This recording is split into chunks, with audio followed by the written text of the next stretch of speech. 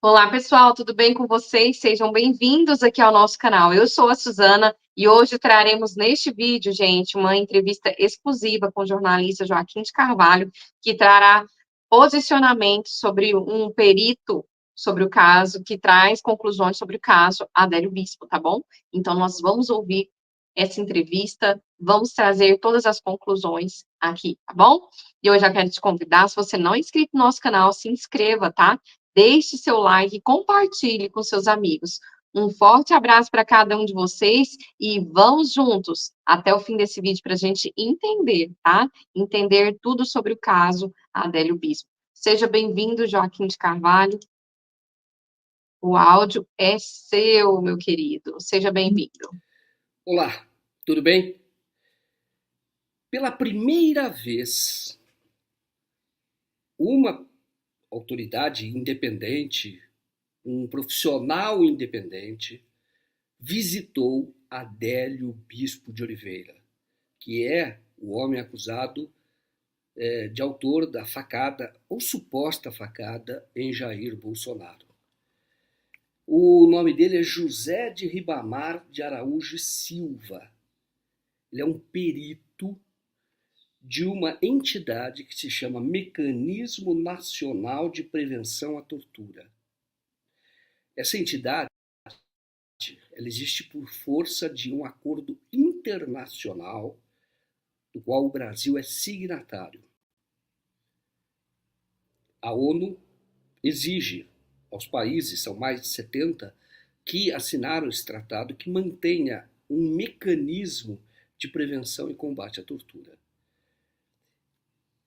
Esse mecanismo, esses peritos, eles recebem do governo federal, isso desde que uma lei foi criada em 2013, para que façam visitas a estabelecimentos penais e depois produzam relatórios para descrever as condições dos presos.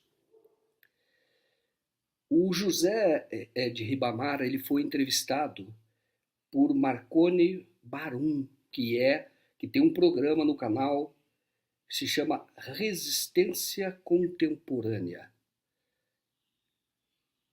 E o Ribamar contou que, ao visitar a penitenciária, o presídio federal lá de Campo Grande, que é um presídio que tem regras de segurança máxima. Embora não seja chamado assim, as regras são muito mais duras do que qualquer outro estabelecimento penal. O presídio de Campo Grande, como outros presídios federais, eles foram criados para prender líderes de crime organizado, presos muito perigosos. E tem uma rotina lá que é de isolamento quase completo. 22 horas as pessoas ficam trancadas numa cela individual. O Ribamar vai contar um pouco nessa entrevista as condições. Mas ele diz que o Adélio hoje está vivendo em condições análogas à tortura. Condições de tortura. Mas melhor do que eu, ele mesmo que diga nesta entrevista muito importante que foi realizada pelo Marconi Barum. Ali tive a oportunidade, é preciso que alguém diga isso, permita-me dizer aqui, com toda a coragem e resistência, que tivemos a condição de entrevistar, por exemplo, o Adélio, aquele da suposta facada. Eu entrevistei junto Sério, da você pessoa entrevistou o Adélio? e uma colega política. Entrevistei o Adélio. Sabe que a primeira coisa que ele nos disse, e eu estou querendo que provem o contrário, ele, no lapso de lucidez, que ele é visivelmente insano, mas no lapso de lucidez, ele registrou uma coisa importantíssima. Ele disse o seguinte: quem é você? Quem é você? Quem é você? Nos apresentamos. Ele disse: pois vocês são a primeira autoridade que vem me visitar e eu estou quase 2 anos preso. Gente, um crime de repercussão internacional. Quem mandou ele para lá não está visitando ele. Por que nós chegamos a ele? Chegamos procurando o Adélio? Não, não. Nós nunca chegamos, não queremos nem saber. Aliás, eu visitei o outro, onde estavam outros presidiários que talvez eu tivesse mais fetiche de conhecer e não fui procurar. A gente não chega procurando a pessoa, a gente não quer nem saber que crime a pessoa cometeu. Ela é que declina, às vezes. No caso dele, todos os lugares onde nós andamos, disse, vocês são da tortura, vocês trabalham com tortura, são dos direitos humanos, é assim que eles nos identificam. Vocês têm que ouvir o Abélio, ele é que está passando tortura aqui. Aí nós fomos requisitando, temos poder de requisição, requisitamos para entrevistá-lo. A primeira observação que ele fez foi isso. Quem paga o advogado dele? Ele não sabe. Quem fez o laudo de insanidade mental dele? Ele não sabe. O José de Ribamar, ele disse qual foi a avaliação, fez uma avaliação sobre o estado de saúde do Adélio, estado de saúde mental. Nós sabemos, porque vimos a primeira audiência dele, né? Primeira vez que ele falou com uma juíza, que não era uma pessoa visivelmente louca ou insana, esse é o termo melhor. Não era. Nós vimos, isso está disponível no YouTube. Ele explica porque fez, ou tenta explicar porque fez o ato. Lá, aquele dia, em Juiz de Fora. E não era. Mas a condição dele se degradou bastante. Importante lembrar que estes estabelecimentos penais federais, eles foram feitos para que as pessoas fiquem 1 ano e pode ser renovado esse período. Mas justamente um período, até 1 ano, né? Pois pode ser renovado, mas justamente é um período delimitado por causa das condições em que as pessoas vivem. E Adélio já está lá há mais de 3 anos, por iniciativa do próprio advogado dele, ou o advogado da época, que é o Zanoni, que nesta primeira audiência, lá em Juiz de Fora, um dia depois do episódio, pediu à juíza que transferisse o Adélio para este local. Veja o que disse o José de Ribamar. Conversa longa. Ô, Ribamar, só uma última perguntinha, não precisa nem se espichar não, para não criar nenhum embaraço para você. Mas você cutucou, eu quero recutucar. O Adélio chegou a comentar com você, o Adélio Bispo chegou a comentar com vocês, profissionalmente falando, os peritos que ali faziam a perícia não para o Adélio, mas faziam a perícia não na cela do Adélio, mas no presídio onde o Adélio estava. Ou seja, algo profissional, algo relacionado a uma dinâmica de Estado e, ao mesmo tempo, uma dinâmica de organismo internacional, como foi citado por você. Não é algo improvisado, nem é algo jornalístico, nem é algo nada. É algo necessário que tem toda uma legislação que ampara. Você estava lá fazendo a perícia junto com seus colegas. O Adélio chegou a fazer alguma denúncia específica de maus-tratos, de tortura, já que essa é a sua área? Ou seja, ele chegou a comentar algo sobre isso? Fica à vontade, se for te gerar qualquer embaraço, aí já suspenda a pergunta. Não, aqui tem um primeiro embaraço, porque ele ainda não foi publicado esse relatório, que será publicado globalmente, um relatório de todo o sistema penitenciário federal. Mas a incomunicabilidade é uma denúncia forte que ele e todos fazem. Lembro que nós não chegamos lá perguntando sobre a prisão dele, né? Nós entramos no processo dele.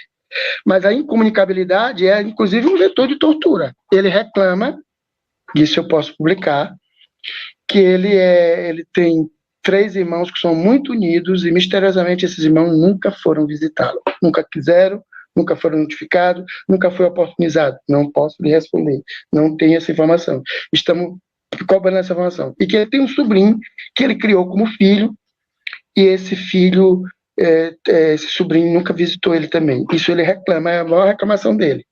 Agora, o que eu posso dizer, porque eu já tinha essa especulação que eu acho que todo brasileiro devia ter. É segredo para nós que a maioria das pessoas que acompanhavam aquele candidato à presidência é a favor do bandido bom e bandido morto? Não é segredo não, né? Então essa pergunta é da nossa alçada. Eu não perguntei se ele faqueou ou não faqueou. Mas a dúvida que eu tinha como cidadão e que eu podia fazer como perito, eu perguntei para ele. Senhor Abélio, o senhor foi... Explique por que o senhor não foi... houve uma tentativa de linchá-lo, a gente já sabia que não, viu que não. Misteriosamente não houve tentativa de linchamento. Vá hoje numa dessas manifestações e jogue um ovo que seja, você sai linchado ou não sai. Então, como é que uma pessoa que dá uma facada no grande líder daquela multidão não recebe nenhuma pancada violenta? Não é sobrenatural isso? Isso eu perguntei para ele. Ele disse, não, é porque eu fui muito rapidamente apreendido, isolado em cima de um comércio, e ninguém chegou até lá. Agora, outra conclusão legal. Agora, a conclusão legal. É o juiz que tem que responder, é o promotor, é o procurador do Ministério Público que tem que responder, não sou eu. Se está comprovada a insanidade mental, por que ele está num regime de segurança máxima do sistema penitenciário federal, que foi feito para conter facções e não para absorver esse tipo de pessoas? Não sou eu que tenho que responder. Essa pergunta eu deixo. Pois eu vou lhe fazer uma provocação. Você disse na parte anterior que ele visivelmente demonstra sinais de, digamos assim, de não lucidez, né? Não vou nem falar loucura, porque loucura também tem outras dimensões. Você que lê muito Foucault sabe disso, né? Que a loucura tem outras dimensões sociais, sociológicas, históricas. Mas vamos tratar então. Abre aspas, louco. Você traz mais ou menos essa ideia de que ele teve um momento de lucidez ao te responder. Você acha que ele, de fato, pelo que você sentiu ao conversar com ele, que ele tem realmente transtornos sérios mentais? Claro que você não é psiquiatra para me responder isso, mas pela sua experiência, e já lidando com todos os tipos de presos ao longo, desde 84, nessa sua luta, desde 1984, você conhece todo o sistema carcerário aí, nessa militância da sua luta. Então, você lidou com vários presos loucos, digamos, abre aspas, né? E você não é psiquiatra nessa área, mas não saberia me responder com a precisão exata para me dar um laudo. Mas pela sua impressão, você acha que ele realmente é louco? Meu irmão, qualquer um que está no sistema penitenciário federal, 44 horas trancado, num quarto só, sem mil recursos, até livro para eles são cronometrados, está visivelmente impactado. Então, eu entrevistei uma pessoa com visível transtorno mental. Era anterior? Não posso afirmar. O laudo diz que ele tem transtorno mental.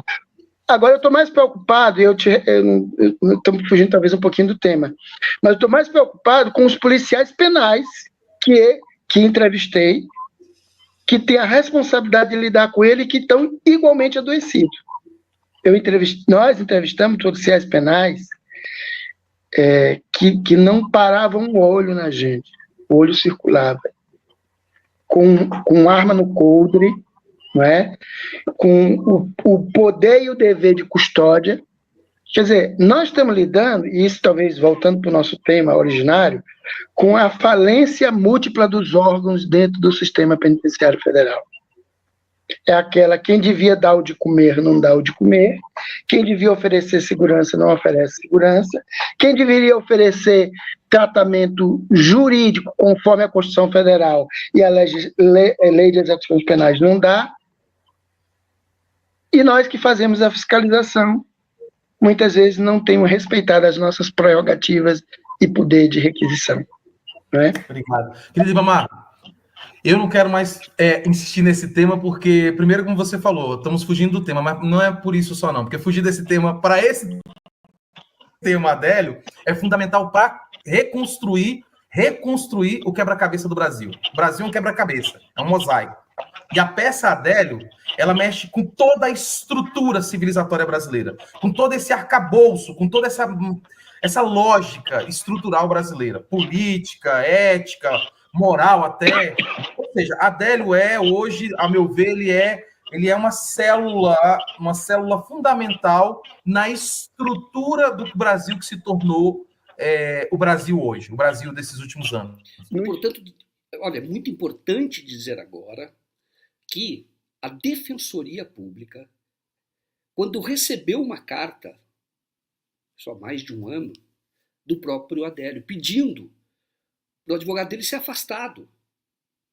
A Defensoria entrou no caso, o Adélio já estava cumprindo a medida de segurança, porque ele não é condenado, ele cumpre medida de segurança por conta do laudo que foi feito, que atestava a insanidade dele ou que permitiu ao juiz que desse a decisão, né, de inimputabilidade do Adélio. A defensoria, quando entrou no caso, viu o estado do Adélio e recorreu para que ele cumpra a medida de segurança onde as pessoas cumprem medida de segurança, quando são consideradas insanas e inimputáveis, isto é, no hospital psiquiátrico, ou na ausência do hospital psiquiátrico, sem haver vaga no hospital psiquiátrico, que fique na própria casa ou com a família e se submeta a tratamento da rede pública. Isto foi negado ao Adélio. O defensor público que moveu essa ação inicialmente me disse que o Adélio é um caso único no Brasil, talvez no mundo. E ele até disse que ele recorreu dessa decisão, o juiz lá de Campo Grande deferiu, depois ele foi até, isso houve recursos, e chegou até o Supremo Tribunal Federal. Em agosto agora, o último, tomou uma decisão, a segunda turma. A partir de uma liminar do Cássio Nunes, a segunda turma decidiu que sim, o Adélio pode cumprir medida de segurança ou deve cumprir medida de segurança no estabelecimento penal lá, nesta penitenciária federal, que, como disse, ela tem um rigor que é muito maior do que em qualquer presídio de segurança máxima. E o Adélio, então, continua neste local. O defensor público com quem eu conversei, ele deixou já Campo Grande, hoje ele está no cargo em Brasília, foi lá que eu conversei com ele, e ele disse que é um caso que precisa ser levado até cortes internacionais. A Corte Interamericana de Direitos Humanos, da OEA, especificamente. O Brasil é signatário do Tratado de São José da Costa Rica. O Adélio não poderia ficar lá. A justiça decidiu, na última instância, que sim, ele pode ficar lá isolado. O Adélio, pelo que vimos pela entrevista do Ribamar, ele está muito pior do que entrou. Isto é um plano? Isto é um projeto? Por quê? Por quê? Esta é a pergunta que precisa ser respondida. O Adélio tem muito a dizer, mas ele só poderá falar se houver condições favoráveis a isto. Isto é, com pessoas que o acompanhem neste tratamento, com outras instituições, com outras entidades. Isto é urgente, isto é importante, porque a presença do Adélio lá retrata sobre vários pontos de vista, sobre vários aspectos, retrata a barbárie que existe hoje no Brasil. Muito obrigado pela audiência. Pessoal, então a gente vê essa análise política aí, né, junto com o Joaquim de Carvalho, sobre esse caso da Adélio, junto com o perito, tá bom? Então, fica aí, né, as conclusões. Qualquer novidade sobre esse caso, a gente trará aqui para vocês. Se você não é inscrito no nosso canal, se inscreva e deixe seu like. Um forte abraço e até a próxima. Tchau, tchau.